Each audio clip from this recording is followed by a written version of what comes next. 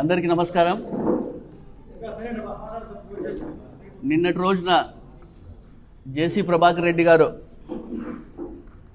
వైఎస్ఆర్సీపీ జిల్లా అధ్యక్షుడైనటువంటి అనంత వెంకటరామరెడ్డి గారి మీద ఆయన విమర్శలు చేయడం, ఏ విధమైన అసభ్య వాక్యాలు మాట్లాడడం, దీని అందరూ కూడా మనమందరం కూడా వైఎస్ఆర్సీపీ తరఫున మేమందరూ కూడా దీనికి తీవ్రంగా ఖండిస్తున్నాం.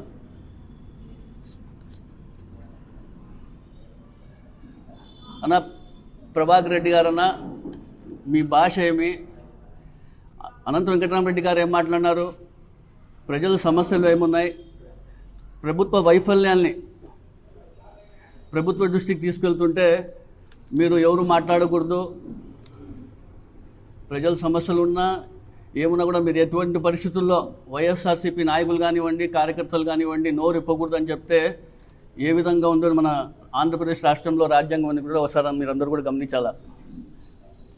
మన రాష్ట్రంలో కూటమి ప్రభుత్వం ఏర్పాటైన తర్వాత నుంచి దాదాపు 6 నెలలు కాబోతుంది. ఈ 6 monthsలో ఎన్నికల ముందు ఇచ్చిన హామీలు, అధికారంలోకి వచ్చిన తర్వాత హామీలన్నీ మేము నెరవేరుస్తామని చెప్పి ఈరోజు 6 నెలలైనా కూడా ప్రజల వైపు వీళ్ళు చూడకపోవడం, ప్రతిపక్షాలు అన్న తర్వాత ఖచ్చితంగా ప్రజల సమస్యలు ఉంటాయి, ప్రజల సమస్యలన్నీ కూడా ప్రతిపక్షాలు దృష్టికి వెళ్తుంటాయి. ఆ నాయకులు అనే వాళ్ళందరూ కూడా ఖచ్చితంగా ప్రభుత్వాన్ని దృష్టికి తీసుకెళ్లాలనే ఉద్దేశంతో మాట్లాడడం జరుగుతుంది. కానీ నిన్న ప్రభాకర్ రెడ్డి గారు చూస్తే ఏ విధంగా మాట్లాడుతున్నారు కూడా మనం ఒకసారి గమనించాలా.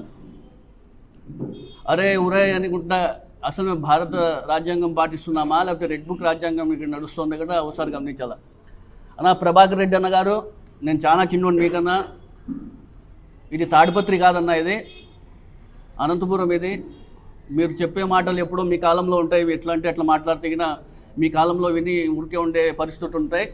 ఇక్కడ మేము నీతి నిజాయితీగా ఉన్నాం. ప్రజల సమస్యలు ఏమున్నాయో అవి మీకు ప్రభుత్వ దృష్టికి తీసుకెళ్తున్నామే తప్ప మీరు నోటికి వచ్చినట్లు మాట్లాడితే మేమైతే ఊరికే ఉండే పరిస్థితులు అని కూడా మీ అందరికీ తెలియజేస్తున్నాను. అదేవిధంగా అనంత వెంకటరామరెడ్డి గారి గురించి అనేక విమర్శలు చేశారు. 4 సార్లు ఎంపీగా, ఒకసారి ఎమ్మెల్యేగా, గత 50 సంవత్సరాలుగా వారి ఫ్యామిలీ రాజకీయ పొలిటికల్ ఫ్యామిలీగా ఉండే విషయం కూడా మా అందరికీ తెలిసే. ఈరోజు తాడిపత్రిలో ఏ విధంగా మీరు ప్రతిసారి అధికారంలో వస్తున్నారు కూడా ప్రతి ఒక్కరికి కూడా తెలుసు. ప్రజల్ని భయోభ్రాంతాలు చేసి అధికారంలో వస్తున్న విషయం కూడా అందరికీ తెలుసు. అదేవిధంగా అనంత వెంకటరామరెడ్డి గారిని చూసుకుంటే గత 50 సంవత్సరాలుగా వాళ్ళ కుటుంబం ఏ విధంగా ప్రజలకి సేవలు చేసుకుంటా, ఎక్కడ అక్రమాలు లేకుండా, దౌర్జన్యాలు లేకుండా, నీతి నిజాయితీగా ఉండే విషయం కూడా జిల్లాలో కాదు, ఉమ్మడి జిల్లాలో కాదు, రాష్ట్రంలో ఎవరిని అడిగినా కూడా చెప్తారనే విషయాన్ని కూడా మీ అందరికీ తెలియజేస్తున్నాను. ఏం మాట్లాడినారైనా కేవలం రైతులు ఇబ్బంది పడుతున్నారు, కరువు ప్రాంతం ఇది, ఇన్పుట్ గురించి కానివ్వండి, ప్రతి ఒక్కటి ప్రజల యొక్క సమస్య ప్రభుత్వ దృష్టికి తీసుకెళ్తే మీరు ఏదో దాని గురించి సమాధానం ఇవ్వకుండా వ్యక్తిగతంగా మాట్లాడడం ఇది ఎంతవరకు సమంజసం కూడా మీ అందరికీ తెలియజేస్తున్నాను.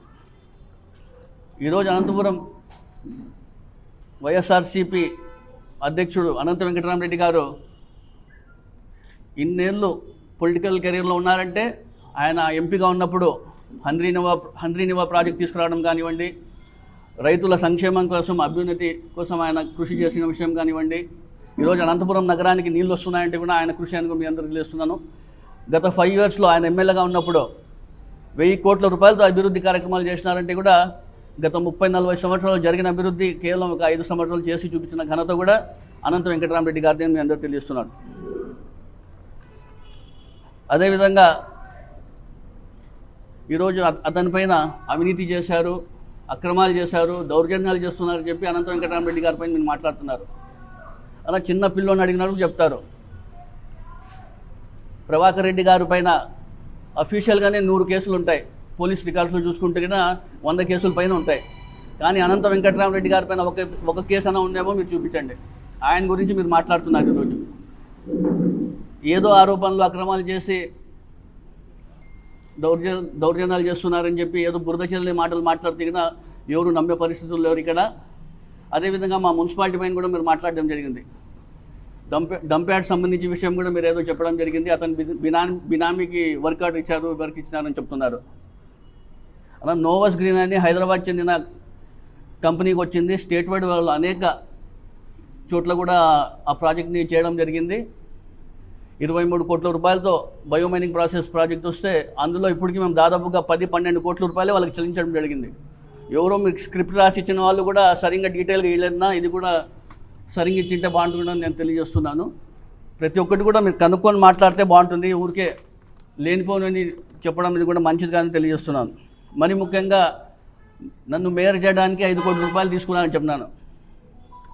నేనేమన్నా మీకు ఇచ్చినారా, నేను మీ ద్వారా ఆయనకి ఏమైనా ఇచ్చినారో ఒకసారి ఆధారం లేకుండా మీరు మాట్లాడితే దీన్ని కూడా నేను ఖండిస్తున్నాను తెలియజేస్తున్నాను. అదేవిధంగా బళ్ళారి బైపాస్ నుంచి పంగల్ రోడ్ వరకు 300 కోట్ల రూపాయలతో నేషనల్ హైవేలో డబ్బులు తీసుకున్నారు, అవినీతి చేసినారని చెప్తున్నారు. మన కౌన్సిల్ మీటింగ్లో కూడా నేను కొత్తగా ఎన్నికైన ఎమ్మెల్యే దగ్గుబాటి ప్రసాద్ గారు కూడా దీనిపైన ఆరోపణలు చేస్తే నేను ఆ రోజు కూడా చెప్పడం జరిగింది.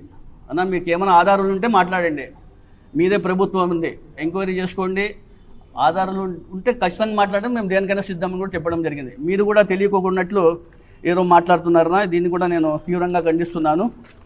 అదేవిధంగా ఐటీఐ స్థలం, ఈరోజు ఐటీఐ స్థలం కబ్జా కాకున్నట్లుందంటే కూడా కేవలం అనంత వెంకటరామరెడ్డి గారితో కూడా నేను గట్టిగా చెప్తాను. ఈరోజు అక్కడ వాళ్ళు స్థానికంగా ఉండబట్టి దాదాపుగా 50 సంవత్సరాలు అయింది. ఈరోజు ఒక్కటి కూడా ఏ ఒక్కరు కూడా అక్కడ ఎవరు కబ్జా కాకున్నట్లు ఉన్నారంటే కన్నా ఎవరు వచ్చినా కూడా వెంటనే పోలీసు వాళ్ళని పంపించి అదేందో కబ్జాకి గురవుతోంది దాన్ని చూడండి చెప్పి ఆపిన వ్యక్తి కూడా ఎవరు అంటే అనంత వెంకటరామరెడ్డి గారు. మీరు చూస్తే ఆయన కబ్జా చేస్తారని చెప్పడం జరుగుతుంది. అనేక విషయాలు నేను మాట్లాడకూడదనా, మీరు మాట్లాడే తీరైతే మాకు నచ్చలేదు.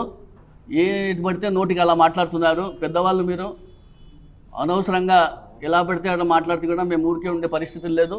ఏమైనా మాట్లాడుతున్నామంటే సబ్జెక్ట్ మాట్లాడుతున్నాం, మీరు మాట్లాడడానికి సమాధానం ఏంటి? మీరు వ్యక్తిగతంగా వచ్చి నోటికి వచ్చినట్లు మాట్లాడితే మేము వినే పరిస్థితుల్లో లేని కూడా మీ అందరికీ తెలియజేస్తున్నాను.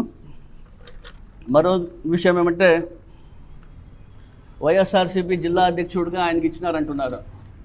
అవును, ఇస్తారు. జిల్లాలో ఆయన కేబుల్ కాబట్టి 4 సార్లు ఎంపీగా చేసినారు, ఒకసారి ఎమ్మెల్యేగా 50 ఏళ్ళ చరిత్ర ఉన్న వ్యక్తి కాబట్టి కేబుల్ కాబట్టి జగన్మోహన్ రెడ్డి గారికి ఆయనకి జిల్లా అధ్యక్షుడిగా ఇచ్చారు.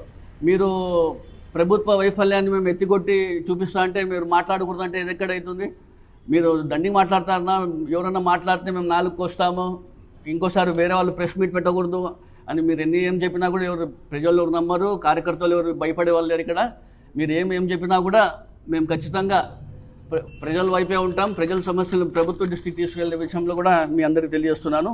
అదే ఇంకో విషయం కూడా అన్నారు, ఎమ్మెల్యేగా వచ్చి నువ్వు ఈసారి చాలా ఓట్లతో ఓడిపోయారని చెప్పారు.